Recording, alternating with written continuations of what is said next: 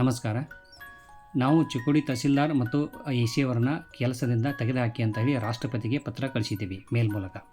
ಮತದಾರ ವಂಚನೆ ಆಗಿದೆ, ನಮ್ಮ ಊರಲ್ಲಿ ಮಿಸ್ ವಾರ್ಡ್ಗಳಾಗಿದೆ. ಸೊ ಅದರಿಂದ ಅದ್ರ ಮೇಲೆ ಒಂದು ಸರಿಯಾದ ಕ್ರಮ ತೆಗೆದುಕೊಳ್ಳಿ ಅಂತೇಳಿ ಭಾಳಷ್ಟು ಬಾರಿ ನಾವು ಎ.ಸಿ ಮತ್ತು ತಹಸೀಲ್ದಾರ್ಗೆ ಅರ್ಜಿಯನ್ನು ಕೊಟ್ಟು ಮನವಿ ಮಾಡಿದ್ವಿ. ಆದರೆ ಅವರು ಯಾವುದೇ ಥರದ ಪ್ರತಿಕ್ರಿಯೆ ಇಲ್ಲಿವರೆಗೆ ಕೊಡ್ತಾ ಇಲ್ಲ.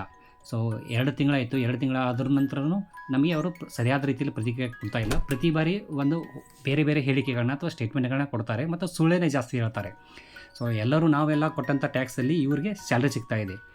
ಬಟ್ ಇವರು ಮಾತ್ರ ಇಲ್ಲಿ ಲೋಕಲ್ ಪೊಲಿಟಿಷಿಯನ್ಸು, ಭ್ರಷ್ಟ ರಾಜಕಾರಣಿಗಳಿದಾರಲ್ಲ, ಅವ್ರೇನು ಹೇಳ್ತಾರಲ್ಲ ಆ ಪ್ರಕಾರ ಅವರು ಕೆಲಸ ಮಾಡ್ತಾ ಇದ್ದಾರೆ. ಆದ್ದರಿಂದ ನಾವು ರಾಷ್ಟ್ರಪತಿಯಿಂದ ಹಿಡಿದು ಬೆಳಗಾವಿ DC CEO ಅವರಿಗೆ ಈ ಮೇಲ್ಗಳ ಮೂಲಕ ಪತ್ರಗಳನ್ನ ಕಳಿಸಿದ್ದೇವೆ. ಎ.ಸಿ ಮತ್ತು ತಹಸೀಲ್ದಾರ್ ಇಬ್ಬರನ್ನೂ ಕೂಡ ವಜಾಗೊಳಿಸಬೇಕು ಅಥವಾ ಅವ್ರನ್ನ ಕಂಪ್ಲೀಟಾಗಿ ಕೆಲಸದಿಂದ ಕಿತ್ತಾಕಬೇಕು ಅಂತ ಹೇಳಿ ನಾವು ಪ್ರತಿದಿನ ಈ ರಿಮೈಂಡರ್ ಮೇಲ್ಗಳನ್ನ ಕಳಿಸ್ತಾ ಇದ್ದೀವಿ ಅಥವಾ ಪತ್ರಗಳನ್ನ ಕಳಿಸ್ತಾ ಇದ್ದೀವಿ. ಇಲ್ಲಿವರೆಗೆ 6 ಮೇಲ್ಗಳನ್ನ ಕಳಿಸಿದ್ದೀವಿ. ಸೊ ಇವಾಗ ರಾಷ್ಟ್ರಪತಿಯವರಿಂದ ಕೂಡ ಒಂದು ಪ್ರತಿಕ್ರಿಯೆ ಬಂದಿದೆ. ಸೊ ಆ ಪ್ರತಿಕ್ರಿಯೆಯಿಂದ ಇವ್ರ ಮೇಲೆ ಯಾವ ಥರ ಒಂದು ಕ್ರಮ ಕೈಗೊಳ್ಳುತ್ತಾರೆ ಅಥವಾ ಯಾವ ಥರ ಪರಿಣಾಮ ಬೀರುತ್ತದೆ ಅಂತ ಹೇಳಿ ಮುಂಬರೋ ದಿನಗಳಲ್ಲಿ ನೋಡೋಣ. Thank you.